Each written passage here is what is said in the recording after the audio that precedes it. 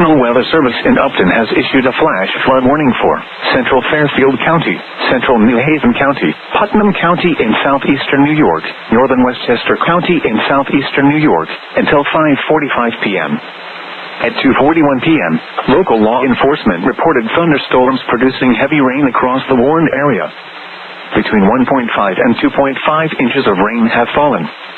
Additional rainfall amounts of 1 to 2 inches are possible in the warned area. Flash flooding is ongoing or expected to begin shortly. Hazard: flash flooding caused by thunderstorms. Source: law enforcement reported. Impact: flash flooding of small creeks and streams, urban areas, highways, streets and underpasses, as well as other poor drainage and low-lying areas. Some locations that will experience flash flooding include New Haven, Waterbury, Danbury, Meriden, Middletown, Wallingford, Shelton, Naugatuck, Peekskill, Guilford, South, Durham, Sherman, Brewster, Cold Spring, Newtown, Camden and Cheshire. Flooded roads.